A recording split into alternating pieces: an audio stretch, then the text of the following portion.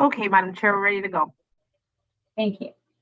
All right, this Committee of Adjustment meeting of Tuesday, February 22nd, 2022 now come to order. Is there any disclosure of pecuniary interest or the general nature thereof? Seeing none, can you please note that in the minutes? To our planner chair, please announce the purpose of our meeting. Thank you, Madam Chair.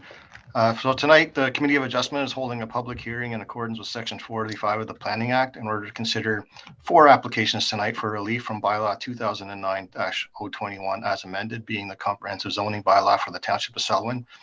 The prescribed notices of public meeting were provided by prepaid first-class mail to all residents within 60-meter radius of the subject properties.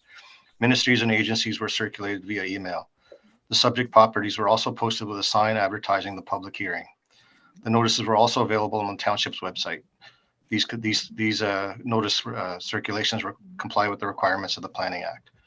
If a person or public body does not make oral submissions at the public hearing or make written submission to the Committee of Adjustment of the Township of Swellland before the variances are granted, the person or public body may not be entitled to appeal the decision of the Committee of Adjustment of the Township of Selwyn to the Ontario Land Tribunal. If you wish to be notified of the decision of the Committee of Adjustment of the Township of Swellland on the proposed minor variances, you must make written request to the Secretary or Treasurer of the Committee of Adjustment of the Township of Selwyn by mail, fax, email, or Dropbox. So our first application tonight is A65-21. This is for 932 Kelly Boulevard. Sorry, I've got A0122 here. Okay, do you want me to start with that one? I can start with that one. I was just going to take them in order. Okay. All right, start with that one, yes. Okay, I'll start with 65 since it's from last year. Sure. So the application is in order to permit the redevelopment of the site with the construction of a approximately 1,500 square foot dwelling with an attached deck being about 224 square feet and a 52 square foot covered front porch. And the release being requested are to decrease the minimum setback from the high water mark from 30 meters to 18.2 meters to a dwelling and from 30 meters to 17.6 meters to an open deck. And also to increase the maximum lot coverage from 20 to 22%. And to decrease the minimum side yard setback to a dwelling from 3 meters to 1.2 on the north side and from 3 meters to 2 meters on the south side. We have comments, agency comments from Peterborough Public Health that commented that an existing sewage system review is required. And this has obviously been added as a condition of the approval, and also comments from the Autonomy Region Conservation Authority that a permit from them is required, as well as a landscaping plan. And we also have comments from 2 neighbors. One is noted in my report, and the other one was just received today. Both of them, the first one from the resident at 932 Kelly Boulevard is opposed to the structure as it will diminishes his view of Shamong Lake. The proposed structure is a 2-story dwelling. There's a 1-story dwelling there now. And he also says that it will substantially decrease the value of my property. 932 Kelly Boulevard is to the east, so inland of the subject lands. And the second one is from 931 Kelly Boulevard, also behind the subject lands. He's just hoping that there's a height limitation on the new building, so his spectacular view is not impeded greatly. And that was the comment from 931 Kelly Boulevard. As you notice in my planning report, I believe my position is that this application meets the 4 tests of a minor variance, and I recommend the application for approval. And those are my comments. Okay, if I can just get clarification, the first address you mentioned in opposition said 932. Oh, sorry. Yes, no, yeah. So the first, yeah, I have the wrong addresses there. So the first one, they're concerned about 932 with the subject property, and the first fella was from, and I've whited that out now. So give me a minute.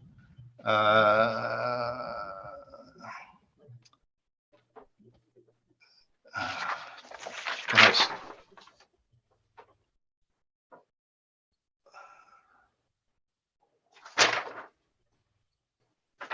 Hold on. This is the guy that wrote it. It's Yeah, 933 Kelly Boulevard. yeah, 933. Thank you. Thank you very much. So the, yeah, 933 Kelly Boulevard and 931 were the people that wrote in for concern. Okay, thank you very much. So I understand that the agent is on the line. Mr. Dennis Jenkins, do you have anything you wish to add to our planner's report? Yes, I'd just like to, I read through the comments that were provided, and the request for the minor variance. The height restriction is not being exceeded. It was not part of one of the items on the variance. So understanding that there is concern of the height of the building impeding on the view of the lake, we will not be exceeding the maximum lot coverage. We are actually going to be less than what the maximum is allowable. And also the setbacks that we are asking for are not any more than the current structure that's on the property to date. Is that everything? That's it. Thank you. Thank you. All right, and I understand is there anyone else in favor of the application? Hearing none, I understand that we have someone opposing the application, Mr. Steve Robinson. Yes, my time to speak? Yes. Okay, I'm not on TV, am I? Can you see me also? No, Okay, and who else can hear this? we can all hear you, and you're on Just- YouTube. Only you four, none of the other residents or the landowner? This is private? You're on YouTube, so whoever wishes to look in on it at a future date will be able to hear you. Okay, well, anyway, the value of my property will be significantly reduced due to the diminished view of the Chemong, of the causeway and Chemong Lake from my property because of this huge structure. And since property taxes are based on the value of a property, can I expect a reduction on my tax bill? I've had real estate people in here that say I have a $100,000 view. I can see the entire causeway and that's going to be cut off. And I can see most of the water. So is that something you can't answer yet? I can tell you that when we're listening to these different applications, that impeding a view is not one of the things that we look at. Yeah, so it's just my loss. And I have another question about the deeded access, the driveway. Has it been established yet if it's a single or a double driveway? And what is the location of it? It must be in a plan. Can you answer that? So through you, Madam Chair, the location of the driveway is not changing. Okay, and it's a single driveway. It's a driveway to the extent of the width of it at present time. Okay, so that's a single driveway, because it is a concern on this road. It boggles my mind how many of these homeowners on the lake commandeer the entire road allowance in front of the entire width of their property, just like they own it. They keep their cars parked there permanently, and it's on the no parking side, and they got half their vehicle on the road allowance all the time. They fix boats on there, they do work. And I just wonder if it's going to continue with my new neighbor. Well, we've been told it's a single driveway, so you have an answer. Single driveway, but he's probably going to have parking on the full width. So the driveway might be single, but he'll use the whole road shoulder for parking. Permanent parking, like he owns the land, but it's township land that he doesn't own any more than I do. Right, Mr. Robinson, that is not part of the application either, sir. All right, but it is my concern, and I have another concern. maybe he had or he didn't have a burn permit, but he demolished that entire garage. It's gone now. And he had nothing left to take to the landfill, not one speck of item. Everything went on his bonfire, on his fire pit. You're talking So- vinyl siding, shingles, insulation. He burned it all. And if he's going to ask for, I'm if he's sorry. going to request a burn permit for the demolition of the entire house, I think that should be investigated. I couldn't go outside with my granddaughter last Saturday because of the fumes. All right, Mr. Robinson, Yes. is that the extent of your questions with regards to this application? Well, I thought I was allowed to voice some concerns as well. I don't have any more questions. My only question was about The driveway. a break on my property tax. Yeah, and that will not happen, but thank you. Is there anyone else to speak in opposition to this application? I don't see one online. I'll bring this to the committee. Any questions? Seeing none, we will move on to the next application. Here, will that be A0122? Thank you, Madam Chair. So A01-22, this is for 2724 Newcomb Lane. This particular application is applying to redevelop the property with the construction of a almost 2,000 square foot dwelling. The release being requested are to decrease the minimum setback from the high water mark from 30 meters to 12.919 meters to a dwelling, and from 30 meters to 7.62 meters to an open deck, as well as to increase the maximum accessory lot coverage from 5% to 5.47%. We have comments from the health unit saying that a sewage system will likely be required prior to the issuance of a building permit, and that we've included PPH approval as a condition of the approval of the variance. And the Autonomy Region Conservation Authority is recommending a planting plan, as well as sedimentation and control measures being installed at construction phase. And these are included as in conditions of approval. I find that the application meets the 4 tests of a minor variance, and I do recommend this application. I understand that we have the agent, Holly, which is Holly, Holly, is there anything you wish to add? Through you, Madam Chair, I just want to let the committee know that we have an archaeological assessment completed in the fall and nothing was found. We are aware that a new system will be required, and it will be going where the old garage is right now. Okay, thank you very much. And Deputy Clerk, is there anyone who is registered to speak against this application? Madam Chair, there's no one else here for this application, either in opposition or in support. Okay, thanks very much. I'll leave it to the committee. And then we'll move on to A0222. Thank you, Madam Chair. So A02-22, this is for 46 Darling Drive. This application is to permit the construction of a roughly 672 square foot garage slash pool house. The release being requested are to increase the maximum lot coverage from 20% to 23.8%, and to increase the maximum accessory building lot coverage from 5% to 7.2%. We have agency comments to date from Peterborough Public Health that an existing sewage system review is required, and the Autonomy Region Conservation Authority is recommending sedimentation and erosion control measures at building phase. These are included in the conditions of approval. And again, I find that the application meets the 4 tests of a minor variance, and I do recommend this application. Thank you.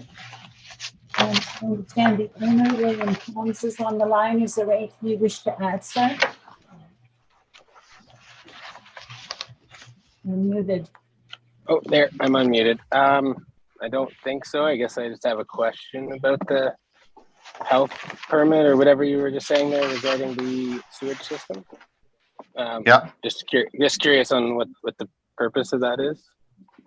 Yeah, so through you, Madam Chair, often the health unit just wants to ensure that you're meeting required setbacks to your new construction to your Okay, existing septic system.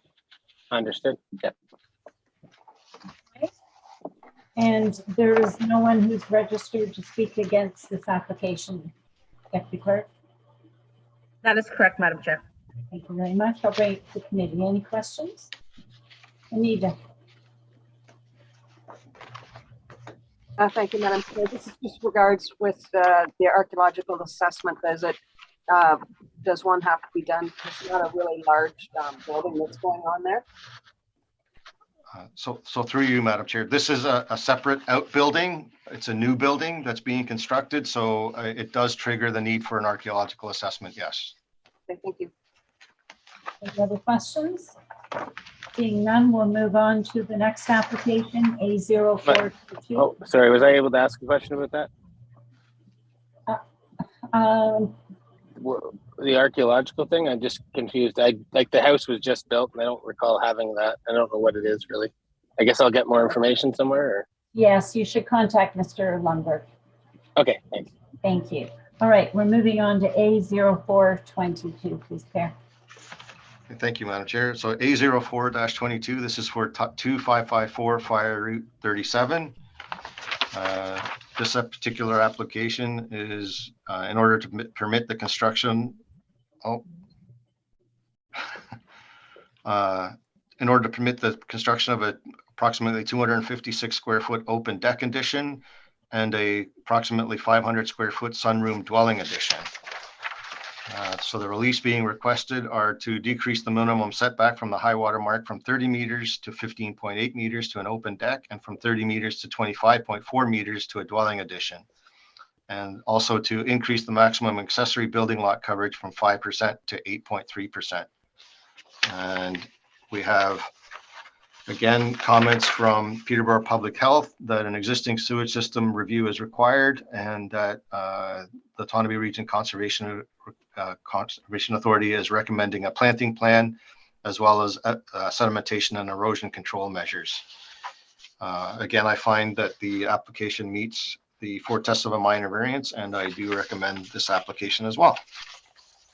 Thank you very much. And I understand the owner, Amanda Major, is on call. Is there anything you wish to add? Hello. Hi. There's nothing that we'd like to add. Thank you. Is there anyone to speak in opposition to this, Deputy Clerk? We have no one else here for this application, Madam Chair. All right, thank you. I'll bring it to committee. Any questions? Seeing none, we'll move on to we're done. Yeah, we're done. All right, so I'm looking for someone to move these. Anita, seconded by Jerry. All in favor? Carried, thank you. And we have no deferred matters or correspondence. The minutes of our meeting of January the 18th, Jerry and Andy, all in favor? It's carried, thank you. And motion to adjourn. Our next meeting's March 22nd. Mr. Perrin. You're muted. Hang on, I've got a question. Sorry, I was trying to get my hand up for a question. Okay. If I could, with regards to the Tom's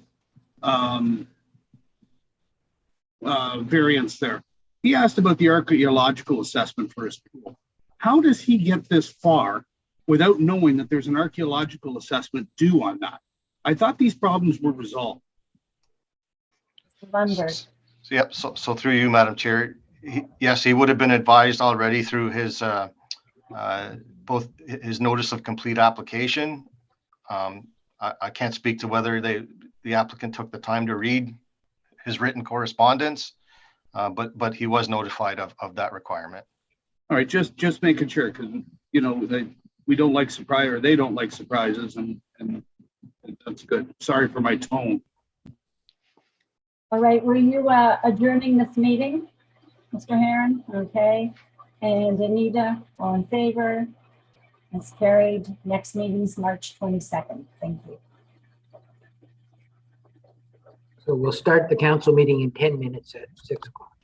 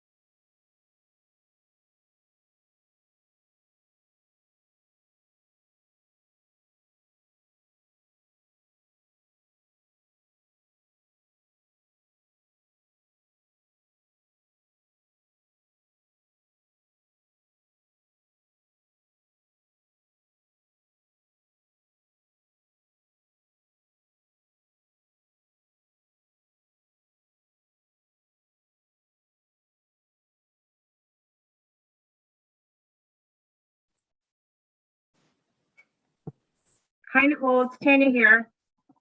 I'm just going to prompt you to promote to panelist. If you want to accept that, that would be great. Okay, I just did. Does it look okay?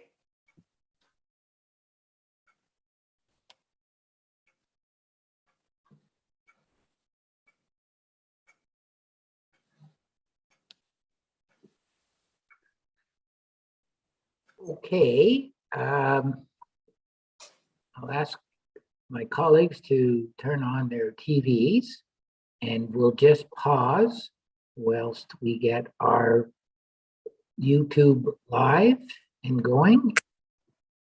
We're good to go, Mr. Mayor. We are good to go. Well, that being said, I will call the meeting to order. This is a regular council meeting of February 22nd, 2022. And we will begin with our land acknowledgement. We respectfully acknowledge that we are on the treaty and traditional territory of the Mississauga and Ashbeg. We offer our gratitude to the First Peoples for their care for and teachings about our earth and our relations. May we honor those teachings. And I ask that we observe a moment of silence so that council staff and members of the public can quietly reflect on our duty to the community that we are trying to serve.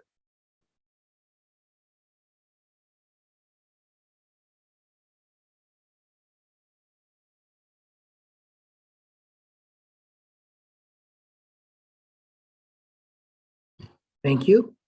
Members of the public, staff, presenters, and members of council, please be advised that meetings are broadcast and recorded and made available on the internet.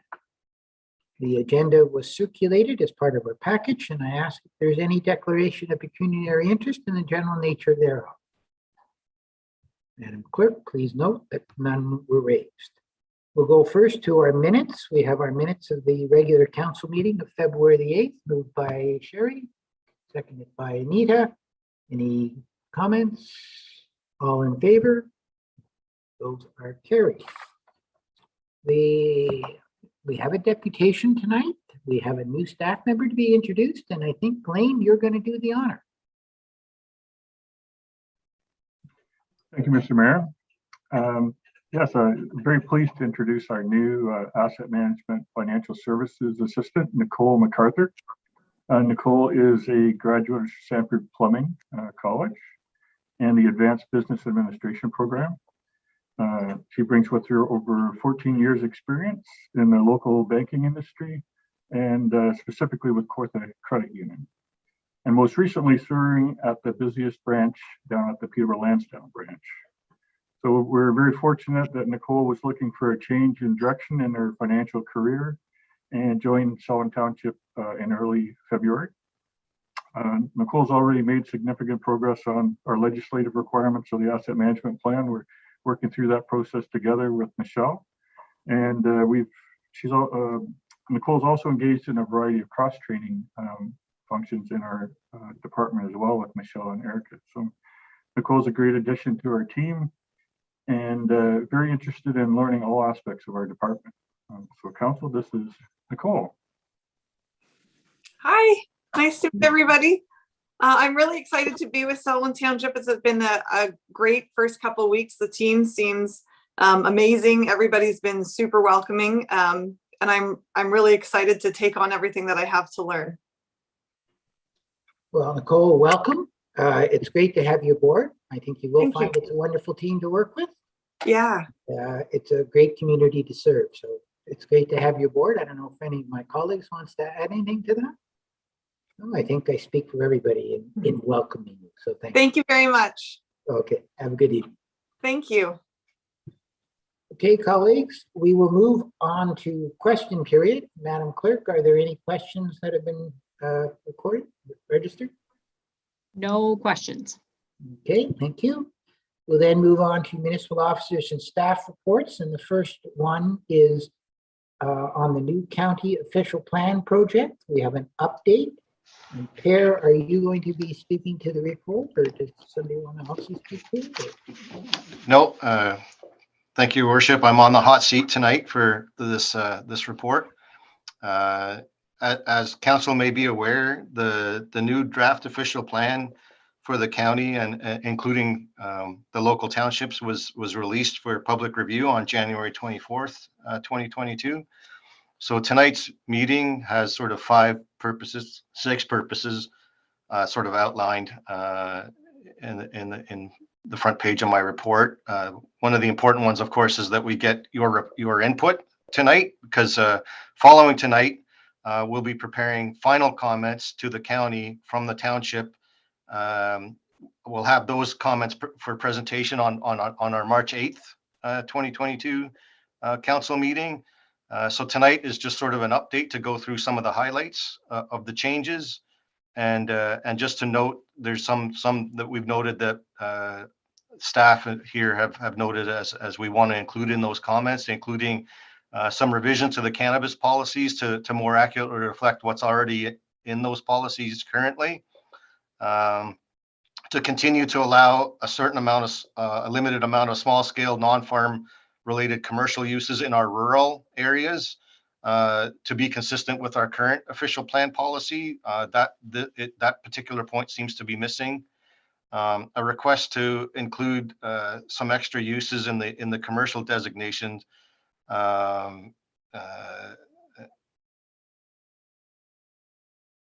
Let's see, what did I put here for a request to include listed existing commercial properties when Selwyn in the commercial. Oh yeah, so there's some schedule changes that I'm reflecting there to reflect our zoning, because we have many properties in Selwyn townships, especially up and down Lakefield Road and Buckhorn Road, that are commercial properties that aren't currently designated as commercial. So we're just going to request those to be converted for that use to reflect the commercial zoning that's already there.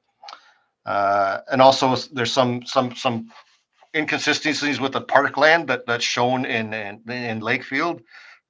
Some council members have already made me aware of those, so we'll be requesting some changes to the way those are reflected, specifically in the Lakefield South area. And the list of permitted uses yeah, so the commercial designation was formerly highway commercial, and I just felt that to expand the list of the permitted uses to reflect what's already out there would be appropriate, just to cover that off, so that there's no issues for those uses to continue or to be expanded upon. So I'll go through the report and sort of highlight some of the points here, not take up too much time, and then I'm sure you've had the chance to review the report. You can ask questions afterwards, but I'll start with sort of the major provincial mandatory changes.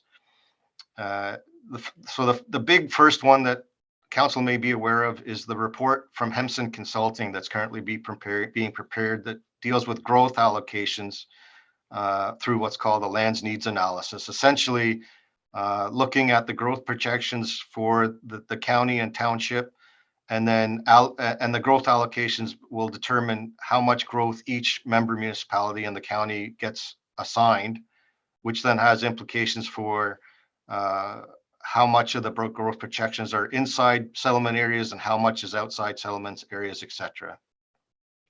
To date, this report has not been finalized, so we have no idea what those final numbers are gonna look like, and really can't comment on that to any greater extent to this point, other than some of the technical advice that's already been provided through the technical advisory committee. Next is the natural heritage system. This mapping has also not been finalized and it is not included currently in the draft official plan at all. So the natural heritage system will determine constraints around land-based natural features. For example, one of the big ones is significant woodlands. Others include areas of natural and scientific interest, significant wildlife habitat of endangered species, and those types of things. Obviously, what some of you may already be aware of is the water resource system and setbacks around wetlands and streams and such things as being constraints to development. Those will be now similar constraints around these types of land-based features. So the county has provided a second revision to what the county is proposing as to be the county's natural heritage system, and there's been no word from the province to date on whether they're going to accept the county's revisions to that. The county has long supported, as you may be aware, what's called the Kawartha Naturally Connected Project. It's a much more ground truth and locally based natural heritage system than what the province proposed, which was more based on air photo interpretation. And so that's the system that the county planning department is trying their best to try to get some semblance of implemented. The next system, as you may be concerned about with some of the numbers in my report here, is the provincial agricultural system.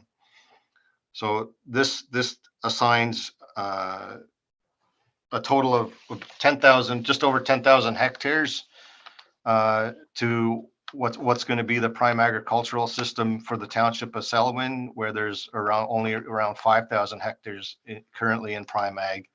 A lot of those areas, as council may be aware, just looking at the proposed land use schedule, is in the Ennismore side, is where a large bulk load of those lands are being added. Beyond that, there's some new wording under the agricultural uses permitted in both rural and agricultural areas, specifically agriculture related and on-farm diversified uses. Maybe I won't get too much into that, but just the wording's been changed in the official fan to reflect provincial policy. If you have additional questions, I can address those later. There's also a new policy on wildland fire, also reflective of provincial policy.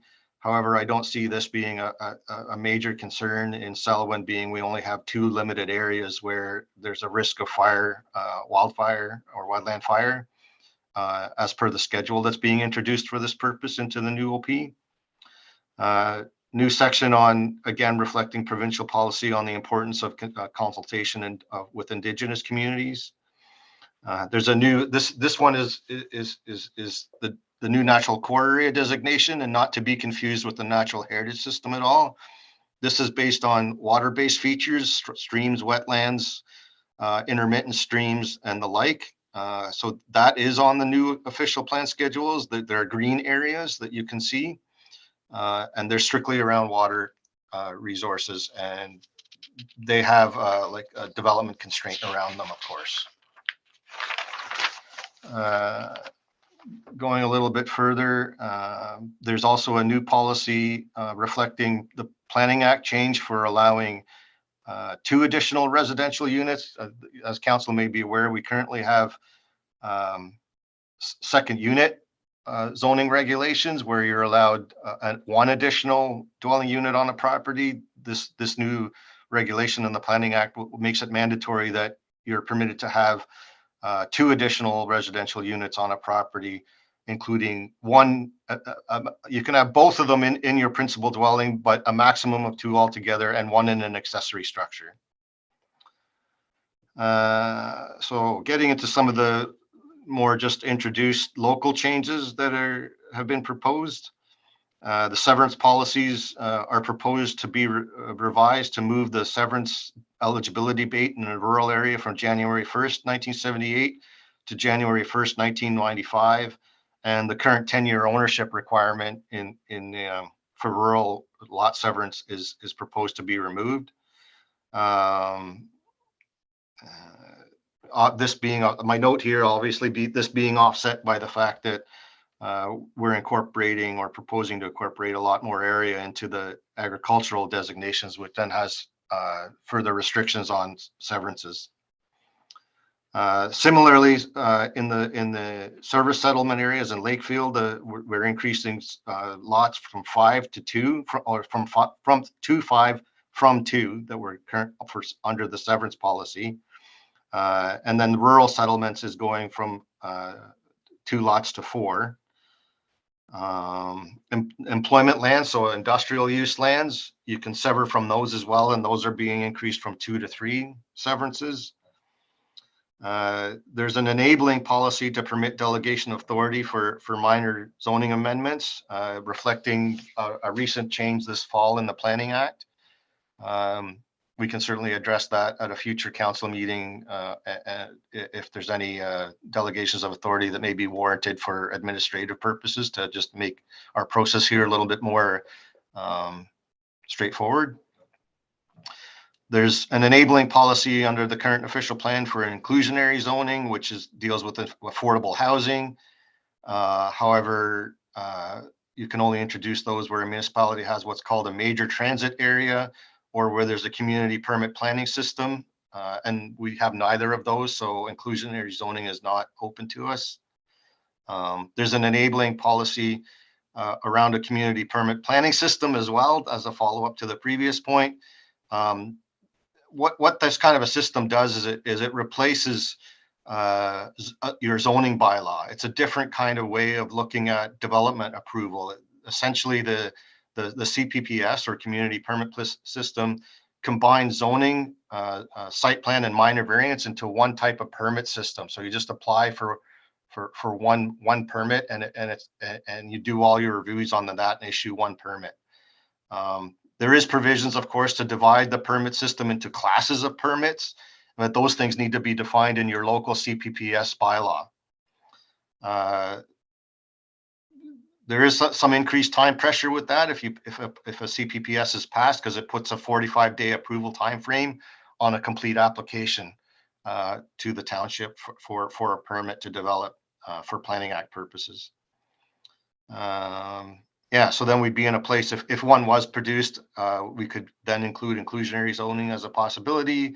And we can certainly investigate the possibility of a CPPS further if council wishes to do so at a later date.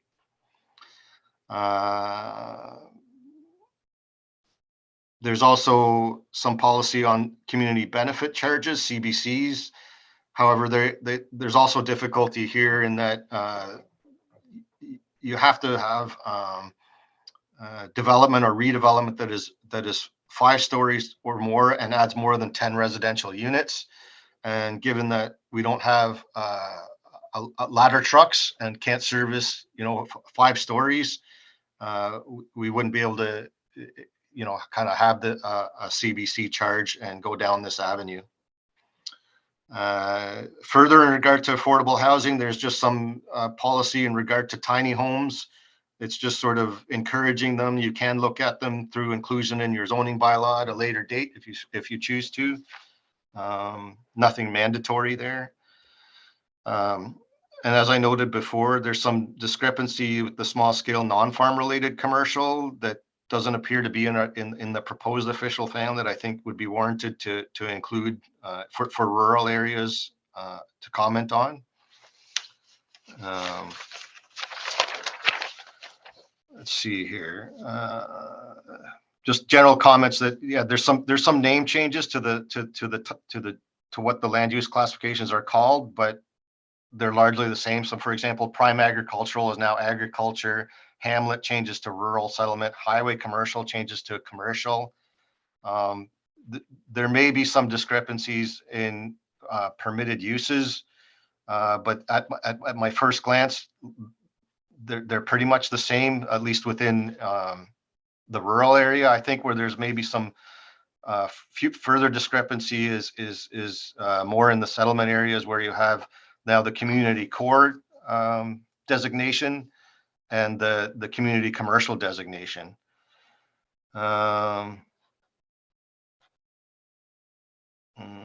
So yeah, and then with regard to indoor cannabis, there was the way the language is in the proposed is it's a bit too as of right.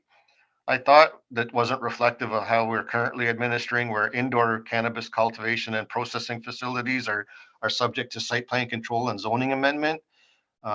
That's not the exact wording in the new official plan where those uses are more permitted as of right.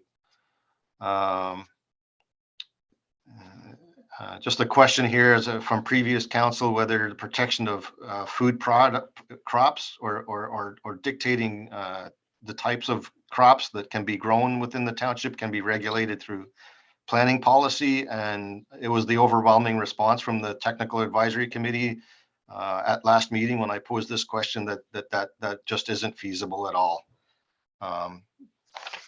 given the provincial direction on that front. There's some general new policy just promoting active transportation where possible for cycling, bicycling paths. So this can be promoted at the development stage. Development applications come in. We can certainly, encourage developers to do that where that's appropriate. There's a new section on healthy communities and encouraging community gardens and the like, green rooftops. Again, just sort of encouraging that. The LEED standard, of course, there's a new requirement that any approvals are resulting in a gross floor area of 600 square meters or more for industrial, commercial, or institutional or medium density residential buildings. That the LEED standard will be required to be implemented within those developments. And then there's also some language to implement, where appropriate, low impact development principles. So low impact development has to do with controlling stormwater and letting that permeate into the soil. So not having less hardened surfaces through pavement, so alternatives to pavement essentially. So as of this morning, we had a call with the county planning department, and it sounds to me like I think it was in a week or two, they're proposing to start public open houses that people can participate in virtually. Those open houses will be divided by the contents of the official plan, so the public can tune in on particular topic dates where they may have a concern to listen about what the new policies may be and ask questions in regard to those sections in the new official plan. We'll certainly take steps here at the township level to once we have those dates to get them up on our electronic billboard and up on our website and kind of distribute that information as best we can. The county is under provincial direction through the Places to Grow at to submit a complete official plan by July 1st, 2022. And that's why there's all of a sudden there's time crunch now between the time it gets released for public review and us being required to submit comments to the county for consideration and refinement to get everything ready to submit to the province by July 1st.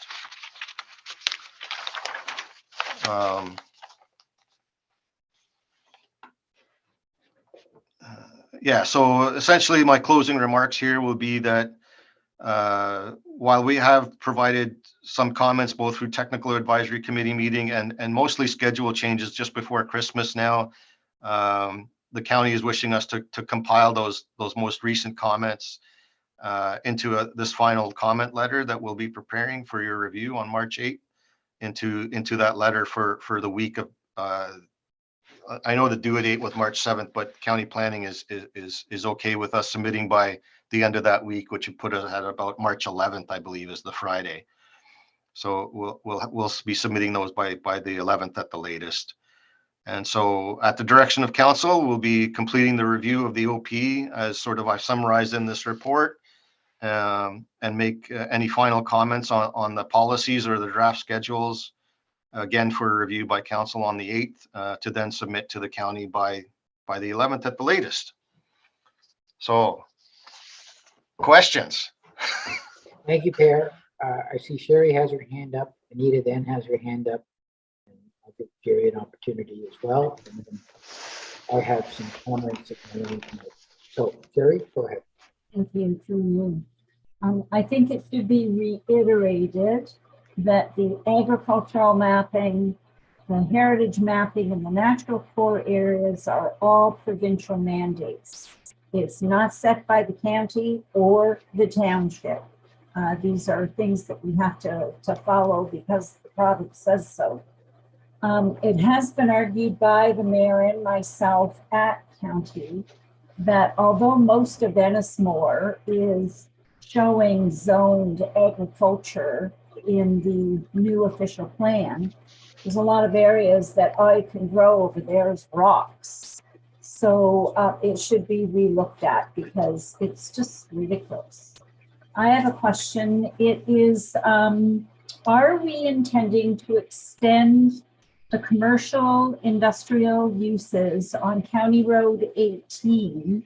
Yes or no? With the future advent of having natural gas being installed along there, I think it would encourage future commercial and industrial development. So Per, is that going to be included in our official plan? Thank you, through your worship. So, well, the designations would, I'd have to look up which properties you're speaking of, but the designations are as proposed, are as per the schedule. So if there's something else wanting to be done there, then you could certainly comment on that, as to which areas you'd like to see commercial development in. Having said that as well, so part of my comments were that in the rural area, and the revision I'm requesting is that for small scale commercial, that be included as something permitted in the rural designation, which wouldn't require a designation change if the property you're speaking of is already rural. So that's a question of scale then in that case. In terms of industrial uses, those are known as employment areas, and we cannot designate new rural employment lands. They have to be within settlement areas. We can expand with justification existing rural employment lands, but you can't create brand new ones. So the fact that we're going to have natural gas going along the 8th line is not going to give us the benefit of being able to expand our industrial space. Is that what you're saying? So through your worship, so just east of the office here, we do have a rural employment lands area. It is constrained by wetlands to a high degree. Going forward, either if we have time now or going forward, you could look at like some land swaps potentially to like remove a certain amount of it from one area and move it to another where that may work, that's connected then to that existing employment area, because you can look at that as an expansion then, right? And that's possibly an avenue that, yeah. I mean, certainly we can comment on something like that through our letter to the county for consideration.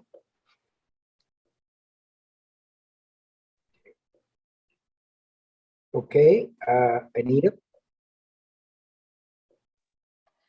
Thank you, Mr. Chair. So some comments, and they may end up sort of being questions, but with regards to the severances, so the original year of establishment was like 1978, and it's now being proposed for 1995 to a maximum of 2. So if I'm understanding correctly, let's say there's a 100-acre parcel that originally they could have like 1 severance.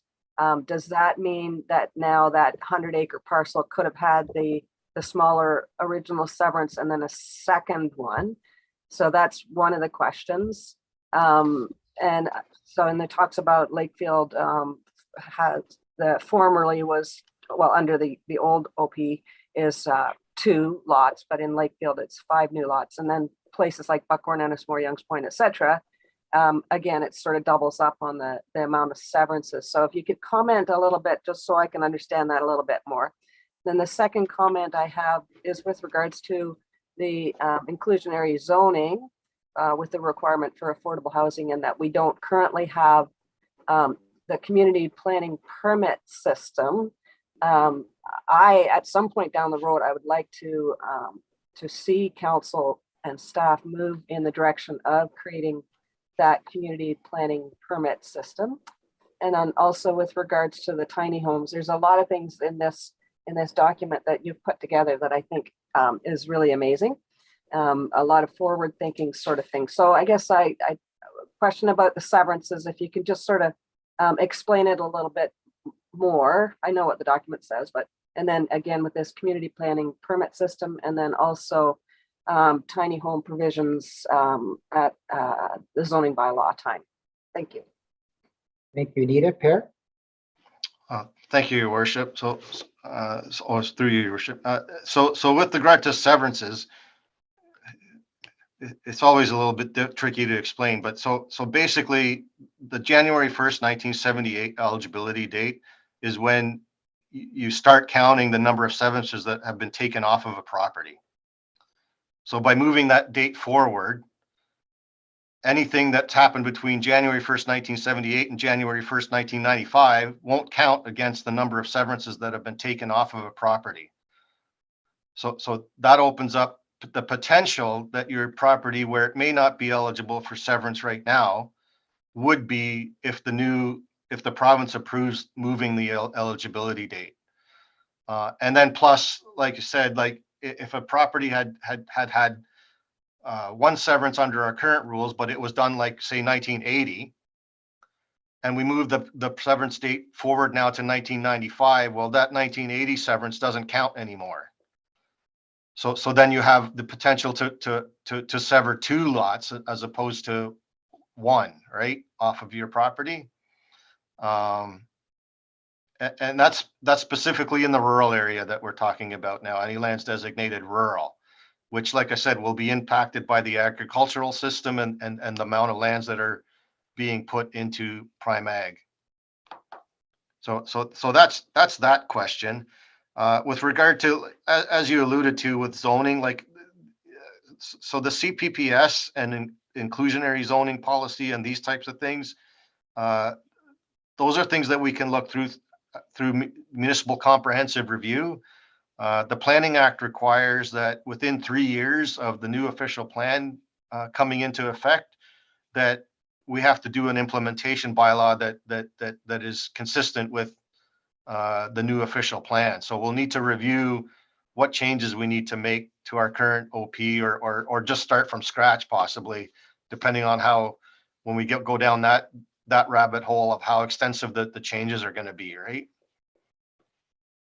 I hope that answers those 2 questions. Okay, Jerry. Thank you. Through you to Per. I've just got a question and a comment. I did talk to the mayor today. He knows my position on a lot of this stuff, and he can say it a little bit more eloquently than I can at this point. So my question is regarding the Indigenous communities section.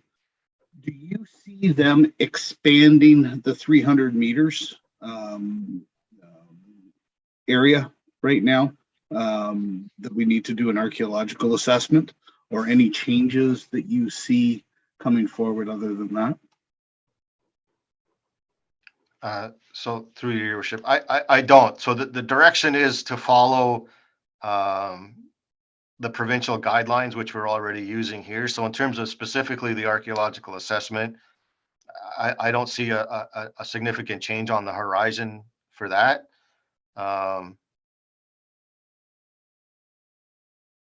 Specifically in regard to like sort of Indigenous community, like circulations for planning applications in general, we're also doing that, right?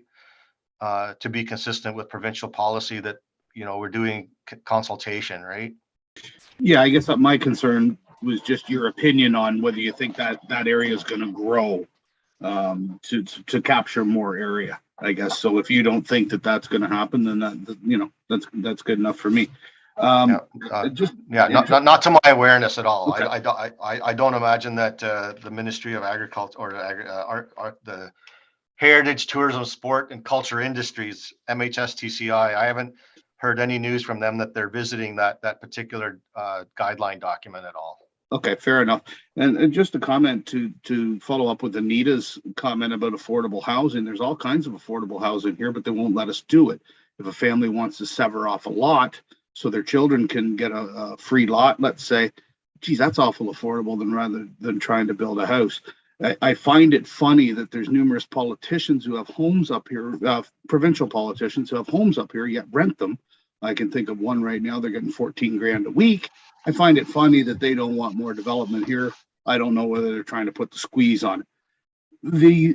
The fact that the policy, the OP is punishing rural, as far as I'm concerned, in the constrictions and the restrictions that we're allowed to do things. This is rural life. This isn't Toronto. If I want to live in that cesspool of humanity, I'll move there. Everybody comes up here and they, oh, this is beautiful. Oh, it's wonderful. Oh man, I wish I could live here, but I'm tied into my job. People like the lifestyle. And unfortunately, this birdcage lined OP is killing us here, that we are so tight on these restrictions. And frankly, I think it's a shame, an absolute shame. You know, give us a kiss before you bend us over. This is just ridiculous. And I know it's not you, Per. It's coming from the guy sitting in the windowless offices in Toronto. So that's all I got. Thank you, Jerry.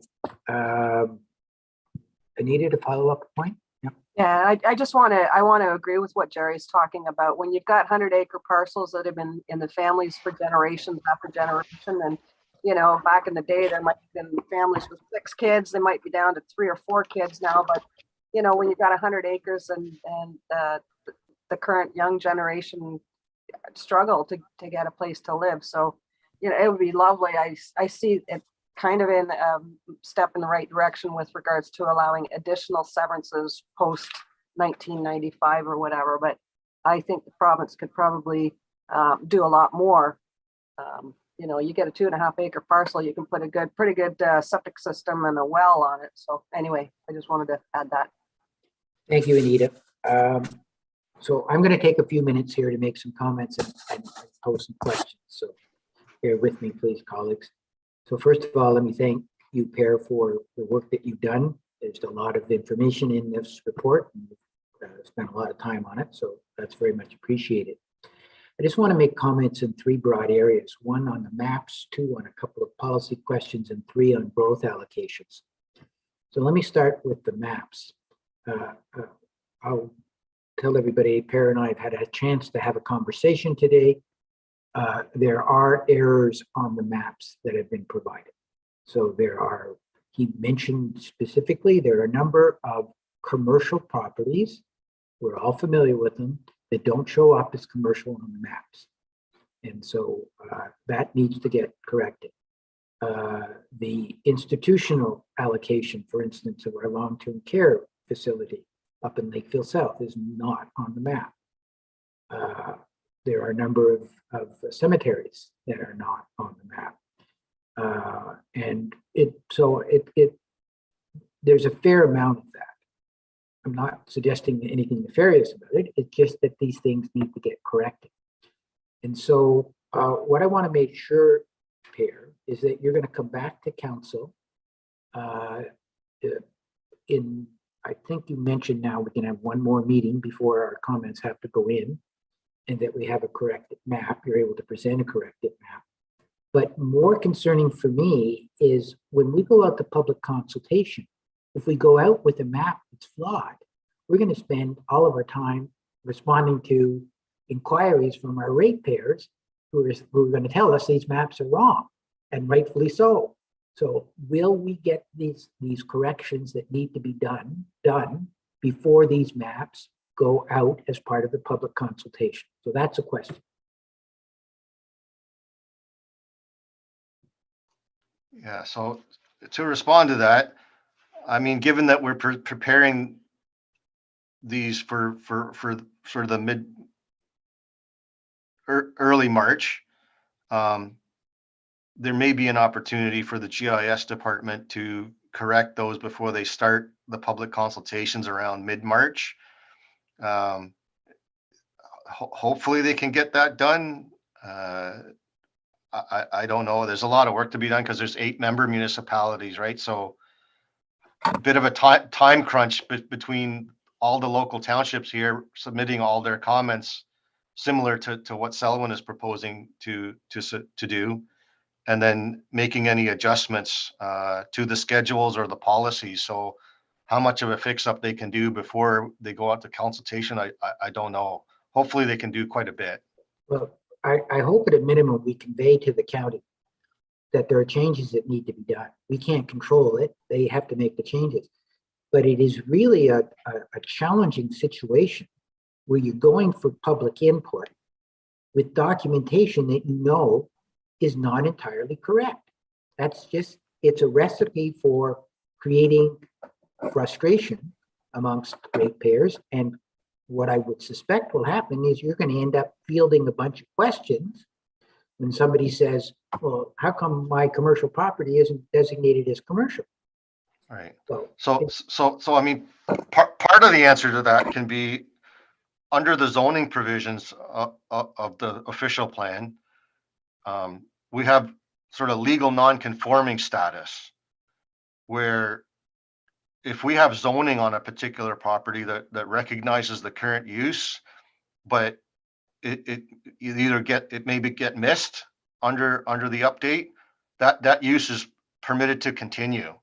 And we wouldn't necessarily have to, in my understanding, change the zoning to limit that existing use. It would continue as a legal non-conforming under the official plan, but conforming under our zoning bylaw. why wouldn't we change the official plan to bring it into line with the reality? Yeah, and I totally agree. I think it's better to have that as much as possible where we can. I'm just saying, in cases where, you know, we don't get every last property in the township designated appropriately, that doesn't mean that the existing use has to stop if the township doesn't wish to see that, right? No, I get that part, but yeah, council is usually and correctly so informed. There are certain things that we should do at the time we do an official plan. Cleaning this up is one of those things, and so agreed. See us get to do that to the best degree possible. 100% perfection is not likely going to happen. Very rarely happens in anything, but we got to try to get these corrected as much as possible, and as much as possible in advance of going out to the public. So two takeaways from the map part then is, one is that you'll come back to council with corrected maps as best as we can so that we can take a look at that. And two, that you'll engage with the county to see how much they can get done before they go to public consultation on those maps. Okay. Let me go to some policy questions. And so at the end of page 3, at the beginning of page 4 on the report, you talk about the water resource system designation will now be extended into settlement areas. Okay. And could you just take a second to explain what that means and how this will impact the development application in our settlement area, which is Lakewood? Yeah, okay. Thanks for the question. So I gather from what I've been informed is to be a little bit consistent with Conservation Authority regulations and rules around water features, that although the growth plan for the Greater Golden Horseshoe doesn't require that those water-based features be recognized inside of settlement areas, or that the vegetation protection zone as required by the growth plan apply within settlement area boundaries, the new official plan does propose to extend that designation inside of settlement area boundaries with a certain degree of flexibility. And I'm just flipping to that now. Just having looked at it from a little bit before, I not on the page right now, but the case will be that there'll be a reduced setback requirement for the constraint. I believe it was, rather than 30 meters, it's 15 meters. And there's also some greater flexibility on developing even within that natural core designation inside of settlement area boundary, provided you have ample justification through, again, you may have heard the terminology environmental impact study. The growth plan now introduces a new term for that, which is called the natural heritage evaluation. So basically just an environmental study to show that you can do that without negatively impacting the resource. Okay, so let me just try to clarify this for a second. So in a settlement area right now, under this plan, there is no setback requirement. When this is introduced, that setback requirement, rather being the 30 meters that we're very familiar with outside of the settlement area, one will be introduced that is generally 15 meters. Is that what you're saying? Yes, yeah. So essentially, I think you've grasped the concept correctly. It is new policy under the official plan. However, Conservation Authority regulations on the Conservation Authorities Act would have always applied. So when the CA applied their rules inside of settlement areas for development around streams, they would have been following their legislation regardless. So I can't speak to, I'm not the expert on Conservation Authority rules and setbacks from hazard features like and flood lanes and streams and those types of things.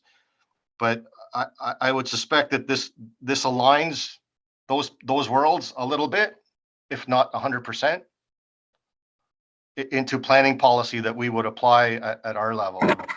Okay, I'd appreciate when you come back with your second report, Per, if you could get some clarification. Okay.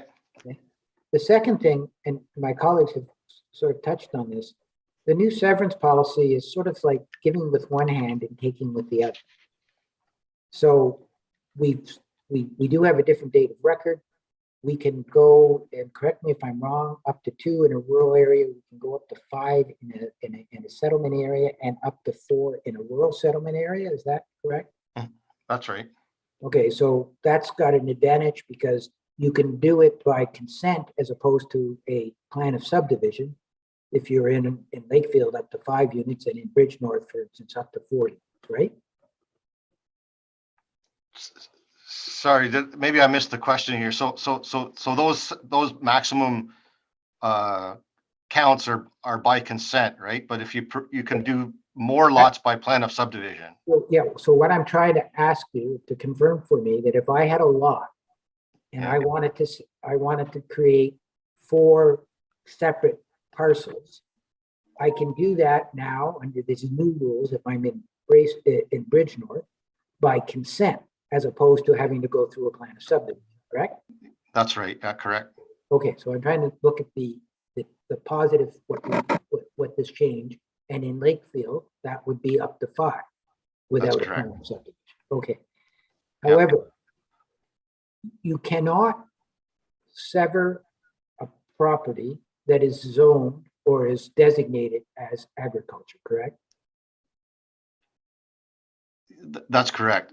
Other than what's known as a surplus farm residence, right? So it's an existing dwelling, and there's a date provided for that the existing dwelling, I think it's probably the date of this official plan, where that dwelling has to have existed, and then you can sever off that lot.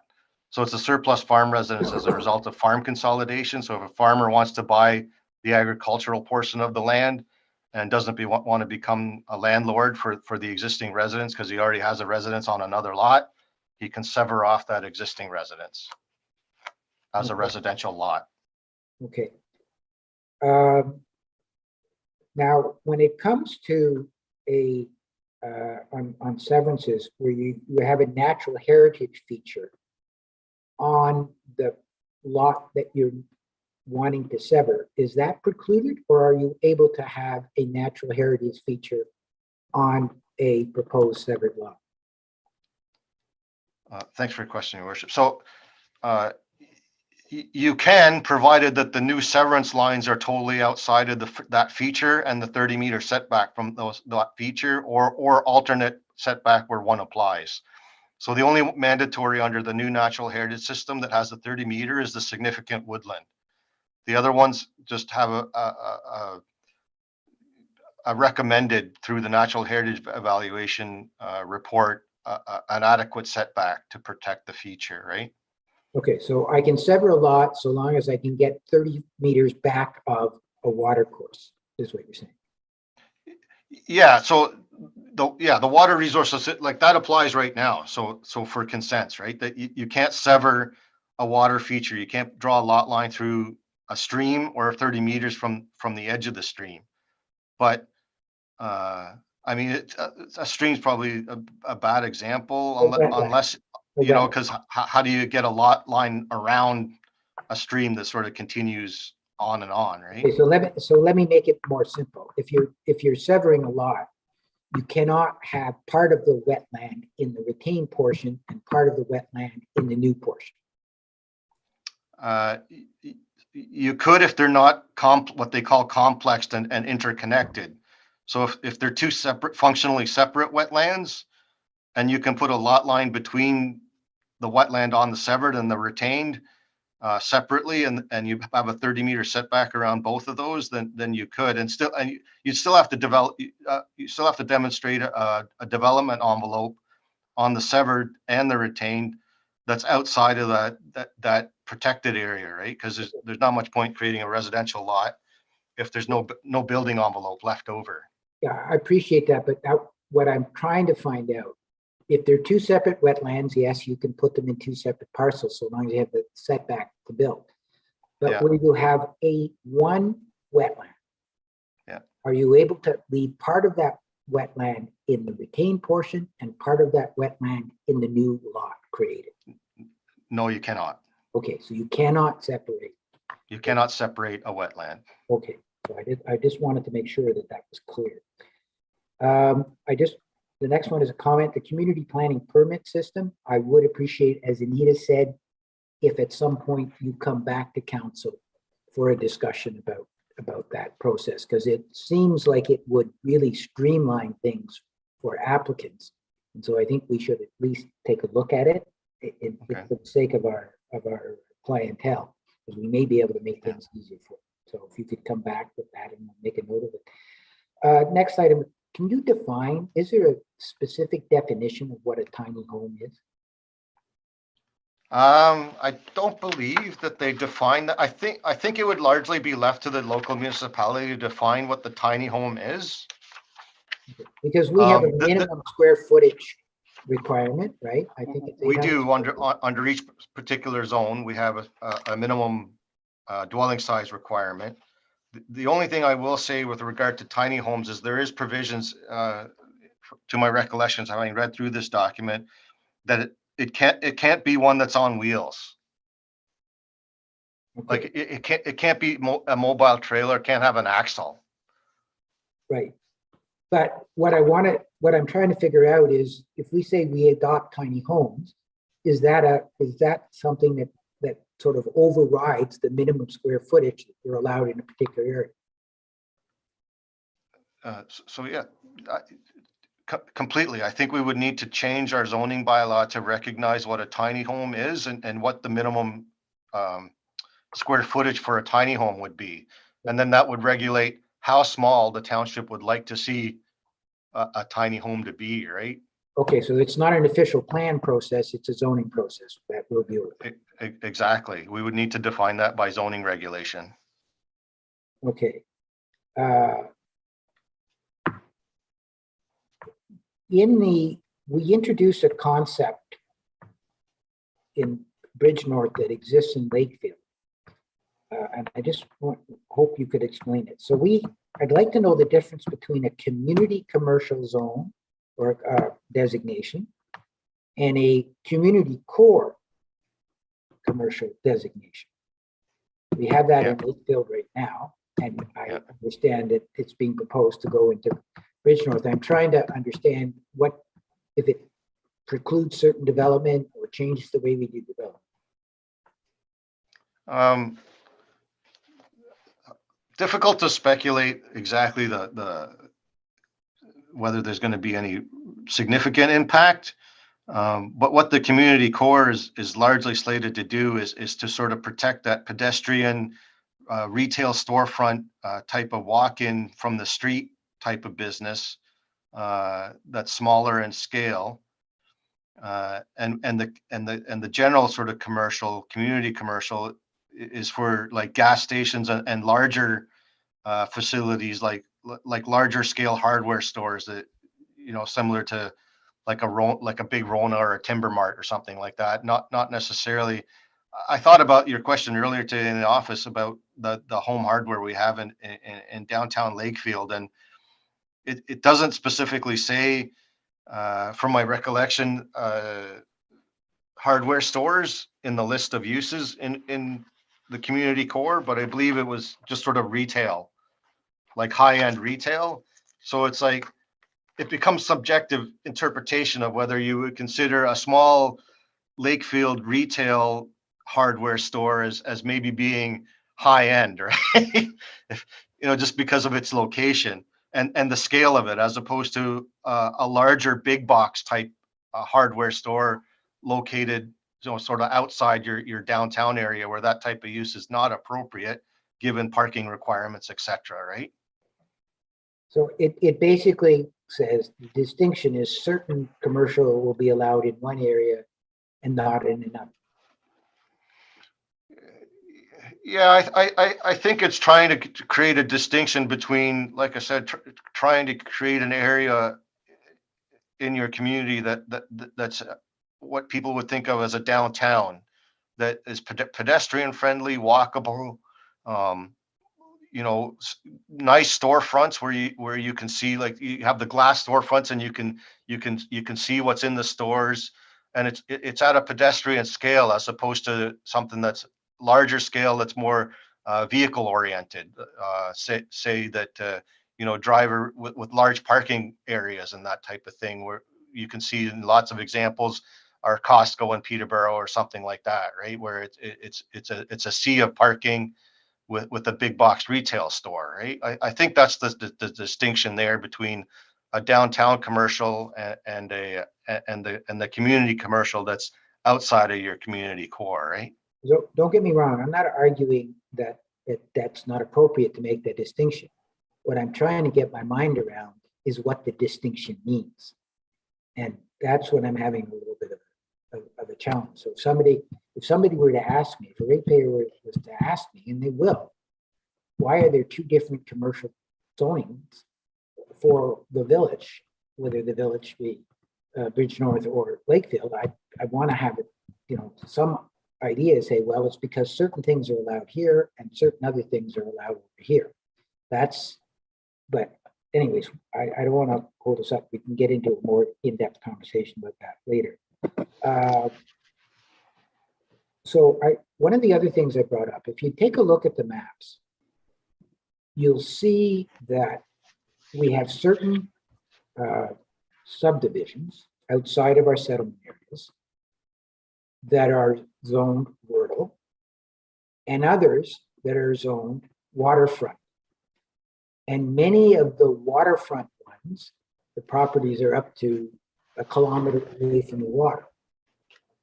And so that struck me as a little bit strange, because I always would have imagined that a zoning or a designation that said residential waterfront would mean that the residence was on the waterfront, but apparently not.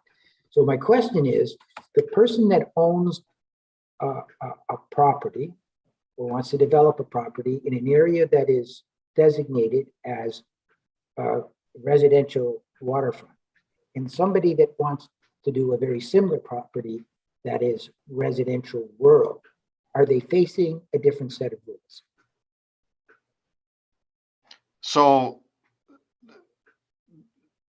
it really comes down to what we implement in our zoning bylaw, right? And how much we carry forward as changes once the official plan is adopted, and we go down that road of looking at our zoning, because right now, those looking further into those examples that you brought to my attention earlier today, the backlot portions of those lots are zoned rural residential, where the waterfront portions are zoned lakeshore residential. So the difference into how they can develop really comes down to what's in our zoning bylaw in terms of what permitted uses. And as you're aware, like, you have 30-meter shoreline setbacks in our waterfront areas. You have slightly different front yard setbacks in lakeshore residential of a 7.5 meter as opposed to a 15 meter in your rural residential. So there is some differences. There's some similarities as well, like with garages and detached accessory structures. It's the same 1.2 meter setback from lot lines. So there's similarities, but like I said, the real nuts and bolts of how each of those residential properties gets developed really comes down to how they're defined in our zoning bylaw. Okay, fair enough. We'll wait till we do the zoning. And the final area that I want to bring up, and I'll be much quicker, is on the whole issue of growth. That's part of it. So Sherry made the point excellently. We're governed by a whole set of circumstances or issues that are not in our discretion. provincial policy statement, the growth plan, intensity targets, our growth analysis. None of that is in power or in the prerogative of our council. Those are all things that we need to adhere to. It just seems to me there's a bit of a disconnect, and I think Jerry and Anita both spoke to this, between some of these policies and the reality of what is happening. So, the province is growing. People are coming in. I've read somewhere that, we could have 1 million new people in our province in the next 5 years. We need a place for those folks to live. We need to have a planning regime that will accommodate that. We've already exceeded our growth projections in our area. So the initial estimate that came out from Hempson, I believe, was 61,980 people in 2021. Well, the census says the county is at 64,030. So we haven't even begun the 30-year runway, and we're already more than 2,000 out on our estimates. We're on the high side. I think this will come as a surprise to many people, but the census indicates that the county is growing at 4 times, almost, not quite, but pretty close to 4 times the rate of what the city is. Yet, when you look at the availability of creating housing, it's much more, it's going to be much more amenable to do that in the city than in the county, but the people are going to the county. That's, it doesn't make sense. And Selwyn itself, and for folks who may not be aware of this, but the census came out, Selwyn, we added 1,593 new people in the last 5 years. That's more than any other township in the county did. And that's a 9.3% growth in our population. We need to have planning policies, we need to have planning policies that allow us to accommodate that growth. And so anyways, that's that. I don't expect you to comment on that. That's just me ranting a little bit. The reality is that, and this is by design, that most of our growth is being pointed to our settlement area and our rural settlement areas, and very little to our rural areas. But there are 2 parts to the growth. The first is employment. We have 4 small designations in our township for employment lands. That's different from commercial. We've got concession in County Road 33. We have the site of the truss manufacturer in Lakefield.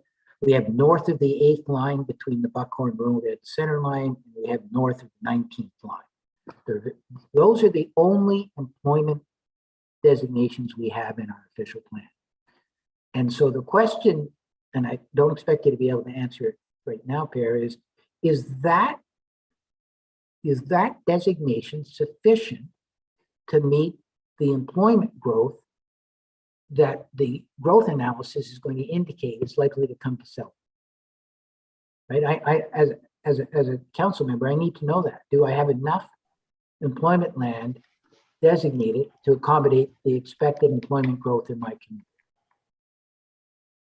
Yeah, and I mean, I'll comment just a little bit. I sympathize with where you're coming from. I totally agree that we need those numbers in order to make an accurate assessment of, do we have enough, or do we need changes to our current employment land base? Unfortunately, because the Hempson report is not finalized and not out for public review, we have nothing that we can review officially or comment on in terms of final numbers or allocations within the larger projections throughout the county. And that's true of our settlement areas as well. We don't have the opportunity as a council to have a discussion about settlement areas or a discussion about growth, because we don't have the growth figures from the county. Yet the county, and I'm not being, everybody's crunched on time and everything. I'm not trying to be derogatory towards anybody. It's just, we're going to be asked as a council to provide final comments on an official plan when we don't have all the information that impacts growth in our community. And that's a real for me, that's a real challenge. I suspect it is for my colleagues as well. And I think we need to convey that to the county. I mean, I know Sherry and I will directly. I think formally the township, we need to convey that. Yeah, I totally agree, and I can only say that the county planning department has the same opinion. However, given the time constraints and the mandate and the schedule that they've been told that they're on, this is what we have to do. This is what the county is. This is why the county is imposing the timeline that they are with regard to us providing comments, because they're under direction to get this thing in by July 1st. Yeah, and that's been set by the province. That date has been set. Yeah, that's right. That's been set by the province. Yeah, just so that everybody's aware of that. Okay, so I could go on forever, but my colleagues are starting to groan. Sherry. Thank you, through you. So when we provide our comments to the county, I know the county has sent comments to the ministry. I have a question. Should we not also be advising our local MPP as to what kind of problems we're encountering here so that he's aware and maybe he can lobby on our behalf at the ministry? Is this something that, to me, it makes sense to let our local MPP know what kind of roadblocks we're encountering and to see if he can lobby on our behalf. Yeah, it sounds like a great idea. We should copy our MPP on our response back to the county.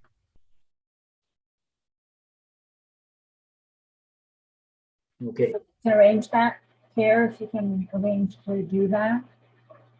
Not just back to the county, but to our MPP as well. Yep, I can certainly do that. I can copy our comment letter to our local MPP. Okay. So I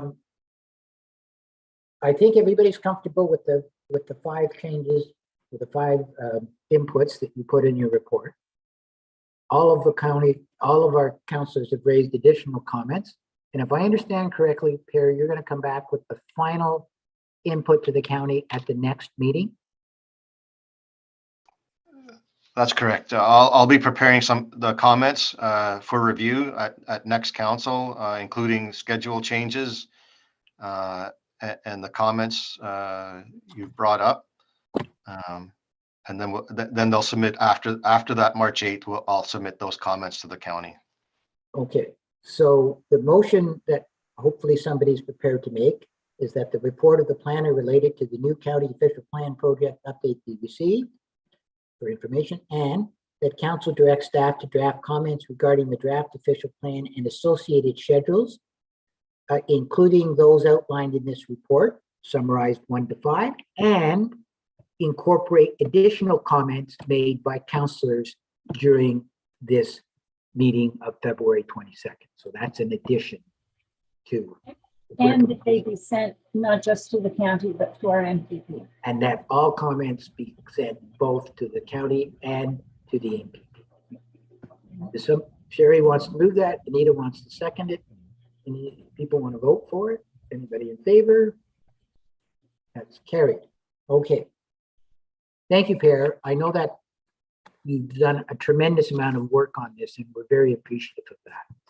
So, and you've been on the delivery end of this now, counting a committee of adjustment for well over an hour. So, we appreciate it. Thank you very much. Okay, we will move on to what time are we doing here? I tell you what, colleagues, because we might be a little bit of time on this one. Let's just take a 2-minute break or a 3-minute break and come back. Let's say it is 7:09. Let's come back at 7:13. Okay, so we're adjourned at 7:13.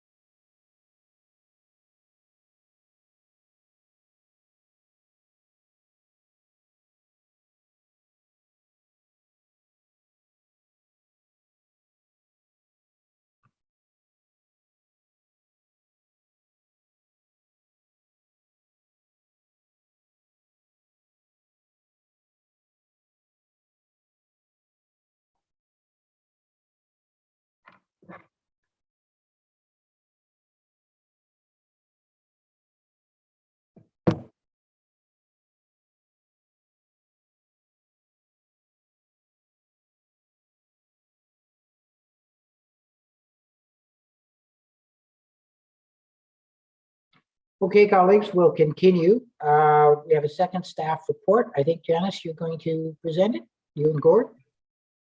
Yes, thank you. I'll get started here. So at the end of January this year, we received notice from the Ministry of the Solicitor General that a consultation paper draft regulation had been posted on the Ontario Regulatory Registry for input for basically a 30-day period. So comments are due by the end of February 28th.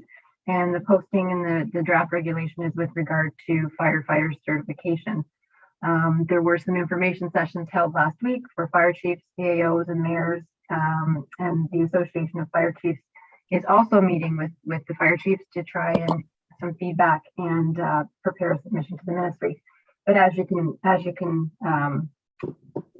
can see, it's a very, very tight timeline to provide feedback on this type of regulation. While we're not disagreeing that having certification of fire protection services training standards is positive, it is a positive move forward. However, there are some significant concerns with the process that's been laid out for reviewing feedback of the current proposal. Although the ministry does state that there should be little to no cost associated with this certification program, we know that there will be. And the chief has provided some examples of potential costs of the financial impact section. And just as importantly, the certification program would increase the time commitment from our volunteer firefighters substantially in order to meet those program requirements, as well as keep up with our regular training. And really that can have a significant impact on the township's ability to retain its volunteers and to be able to recruit new ones. The time commitment is already very significant for these folks, and this will just increase that dramatically. I guess the big issue is there's really a lot of uncertainty around how the program will actually look and how it will actually work. And although Gord and Ted have been working hard to try and understand that, there's really just some key pieces of information that are missing in order for us to really assess what the financial and human resource impacts of the proposals will be, and to provide some sound feedback to the ministry with regard to the program itself and how reasonable the compliance deadlines that they've set out in the regulation are.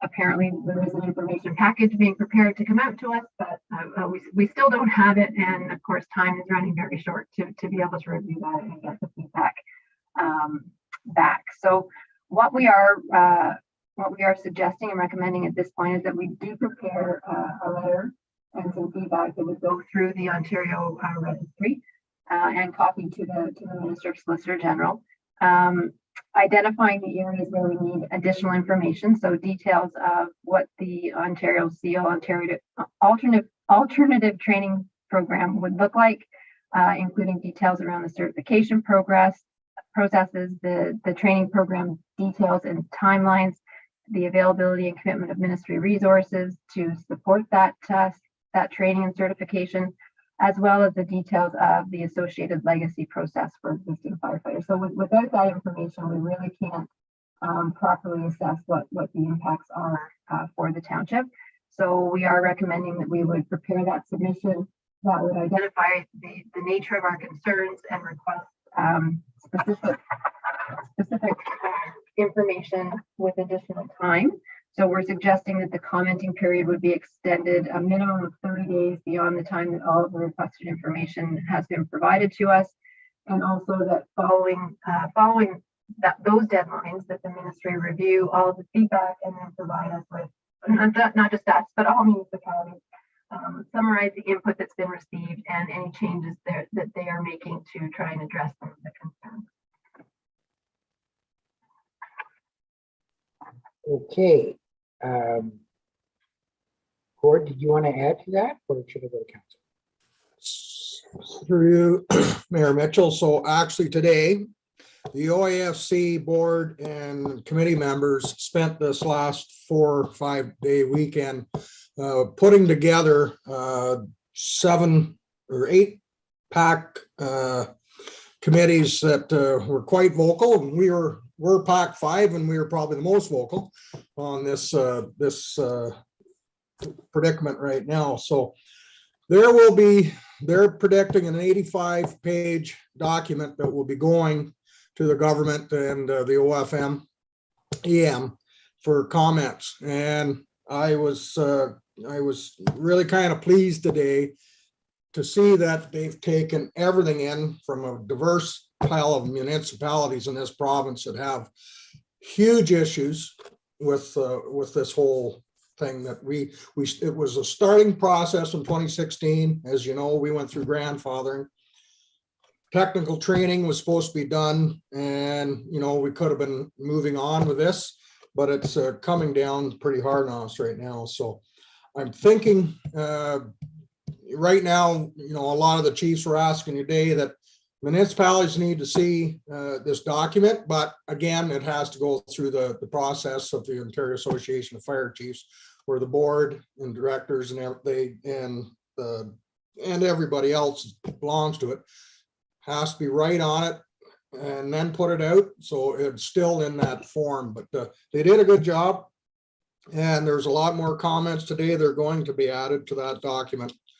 And like Janice said, there's more than 30 days. There was an extended period on that, and maybe put this back, depending on how this system's going to work, that it's going to, it won't, for the volunteer system, it won't, recruitment and retention won't just be obliterated, because that was a huge part of all volunteer municipalities and composite and everything else, that you're going to put more hours into people that, especially in this municipality, we're doing a pile of calls a year, as you know, that people are getting burned out. So this has got to be done right.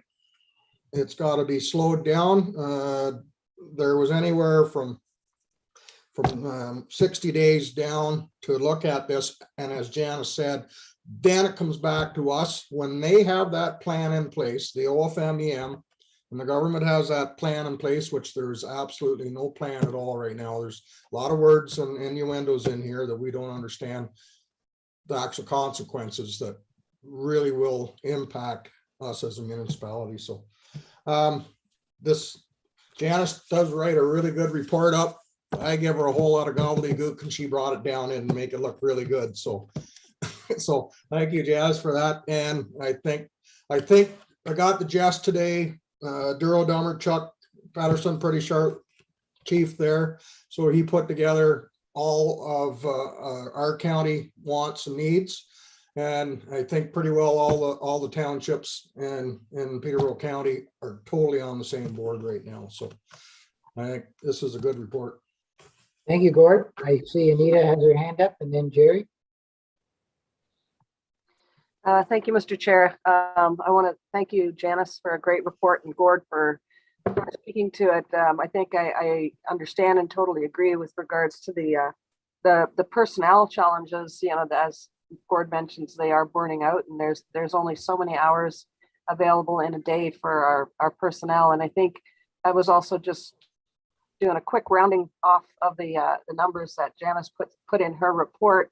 Very rough rounding is like costing about $250,000. That's $250,000 that it's got to come from somewhere in order to be able to if the government decides to go ahead with this requirement for the certification. That's a lot of money, $250,000, and not even including the human cost. Thank you, Anita. Jerry? Thank you. I apologize for the noise about to happen here. My heater in the garage is just firing up. Anita kind of stole my thunder, as well as Gord, with the man hours involved. We've got a tough enough time with guys and girls making commitments to the time that they're required to, they need to put in. So I think it's difficult there. I agree that safety, absolutely is paramount. However, this is this an end around on trying to get more union dues by forcing retired or volunteer departments to fold, and you get a hybrid or a full-time? Again, I think it's ironic that we had a report earlier today about the official plan where they're forcing it down our throat, where this could very well be forced down our throat on the backs of our taxpayers, which I don't think is right. So I think, Gord, fight the good fight. I know you will, because you don't want to lose any of our valued members. And yeah, that's it. Thank you, Jerry. Sherry. Thank you, both Janice and George, for the report. And this is another time where I think we should be copying our MPP to let him know just what's going on. When we go directly to the ministry, sometimes they're left out and don't realize what the repercussions can be from their asks. So if we can also copy our MPP, I'd appreciate that. Thank you. Yeah, and I'd add to that, we should get Solicitor General Jones copied directly as well. So get them both. And bottom line is, you can't make, everybody wants safety. You can't make this type of change with a 30-day commenting period where all of the details haven't been spelled out. It just doesn't make any sense. So I'm very supportive of your recommendations and supportive of Sherry's increased circulation, and also appreciative of all of the work, Gord, that you and Janice and everybody else is doing to try to respond to this, because it's not a very lengthy period of time, and hopefully there will be sober second thought, and they will take some time to get it right. Nobody's opposing the goal, but it just need to take the time to get it right and get it done in a way that's workable in a community our size. You just got to do that. So anyways, any follow-up, Janice? No, thank you. If we can just get a resolution for the recommendation with the changes to copy the minister and the MPP. I think Anita was about to move that. Yeah. And second it would be Jerry. All those in favor? Carried. Okay, colleagues, thank you. We now have consent items. Does anybody want to call any consent items? You just ring out with your number.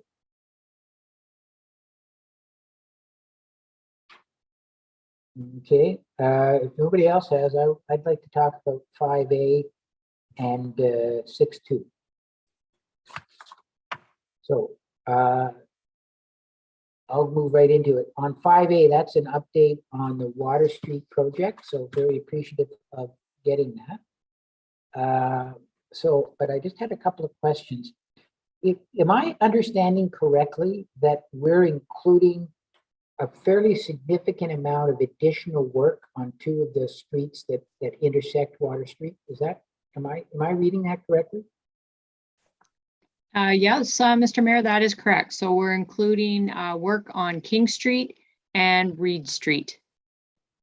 Now, is there something that's taken place in terms of new knowledge or different perspective that led us to want to include those two streets where we didn't do that the first time around?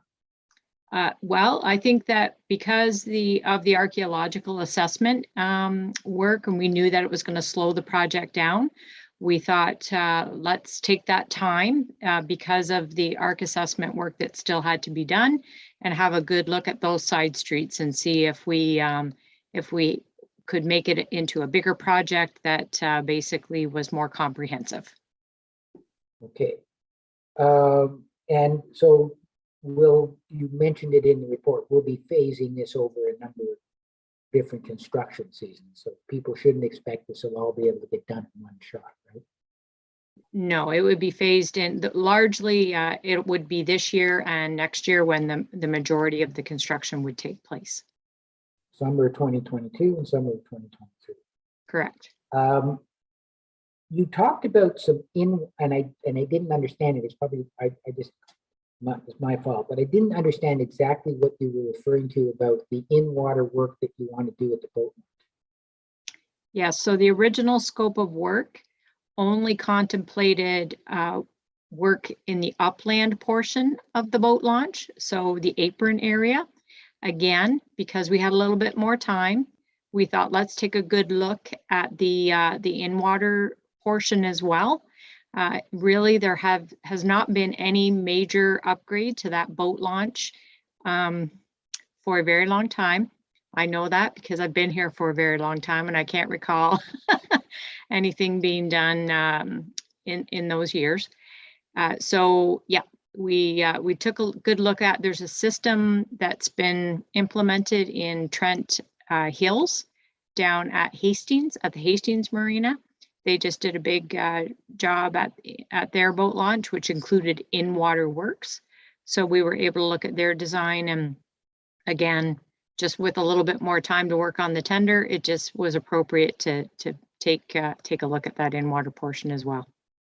Okay, and it's still though the plan to connect the trail to the marina, right? Because that was that we are not losing that with this in-water work being done. Well, just to be clear, the boat launch and the Toth Marine property really prevent a continuous trail connection.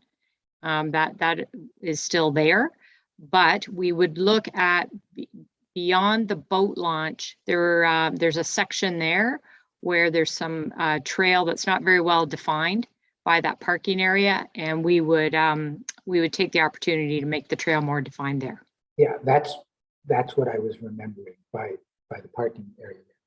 And how many, you talk about parking, lay-by parking down by the boat launch. Do you recall how many spots we're thinking of doing? So actually the lay-by parking is parking that is parallel to the road.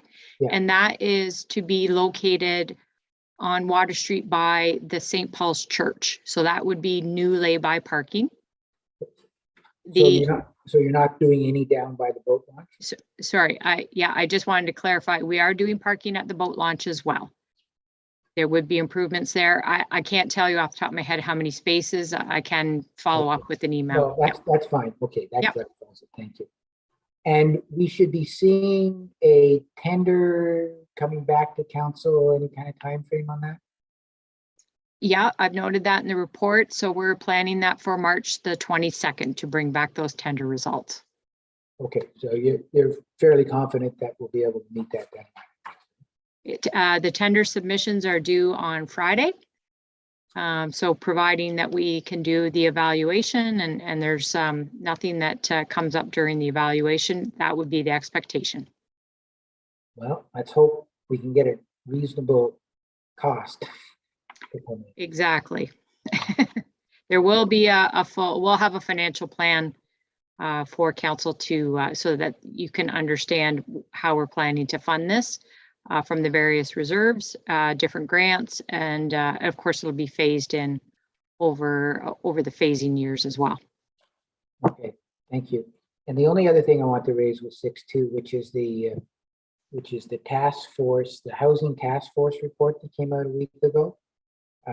If I could ask that staff keep an eye on whether that's going to and how that progresses through the government system, if they're going to take that up, because there are a number of recommendations in there that are problematic to our municipality, I suspect to others as well.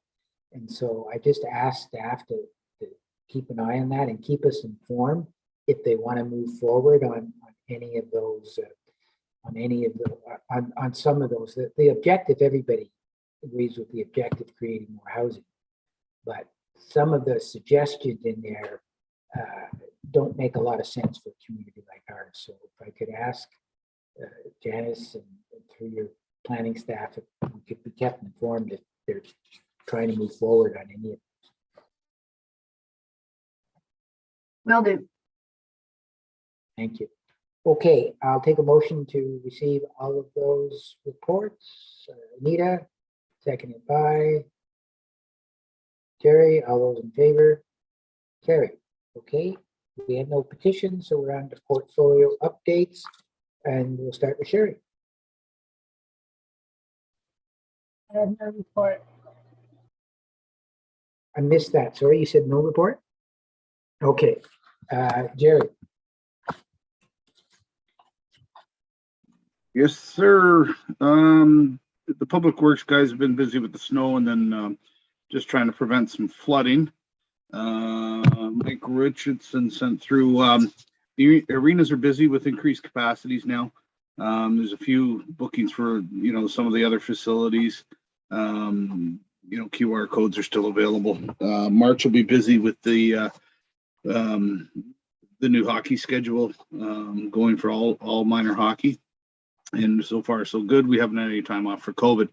I should mention tomorrow we had a meeting last week after the ice allocation public meeting with our Park and Rec committee. I tell you what, and I wish Donna was here to vouch for me. It is the most engaged committee I have been on in my 2 terms here. These guys are awesome. So we've come up, or they have, come up with a recommendation that we're just going to formalize tomorrow at our 4:30 meeting.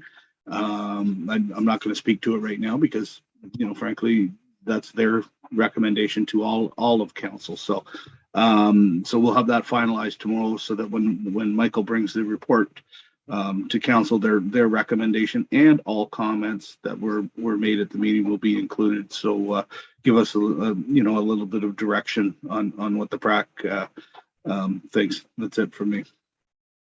Thank you, Jerry. Anita. Oh, thank you, Mr. Chair. Well, not much to report. Our Heritage Committee meets this coming Thursday. Our Accessibility Advisory Committee meets tomorrow. And I'm hoping that once more of these restrictions are slowly being lifted, that we can start to see some events in our community, our township. Hopefully it'll be a good spring with different things happening. Sure hope so. For my report, the only thing I want to mention is that the county did pass its budget last week, and correct me if I'm wrong, Sherry, I believe it's 2.6 is the levy increase percentage. For Lane's thing, I believe we're going to deal with the tax ratios very shortly. So I believe, Lane, you're going to need that information to finalize ours. Okay, that's the council portfolios. So other new and unfinished business. Janice, did you want to raise that special meeting date? Do we need a motion to set that? Or? Yeah, I think if everybody who is in attendance, so the only person who we haven't received feedback from would be Donna because she's not available, but was available to schedule the special meeting to conduct the CAO performance evaluation on March 22nd at 4 p.m. So we would need to schedule that special meeting. Somebody like to move that? Anita, seconded by Sherry. All those in favor? Carry. Okay. So any other new or unfinished business? Not seeing any. We'll go to the bylaws. So we have the authorizing bylaw for the merger agreement for Park Lot 16, Concession 9 in Smith. And we have the deeming bylaw in respect to 693 Hatton Avenue. Moved by anybody? Let's move those two. Terry, seconded by Anita. All those in favor? Okay, our confirming bylaw, Sherry, seconded by Anita. All those in favor? And our adjournment, moved by Jerry, seconded by Anita. All those in favor? We are adjourned. Okay, well, thank you very much, council. Thank you very much, staff. That was a lot of, put all that information together for us, so we very much appreciate that. And we will see you all shortly. Have a good night. Bye-bye.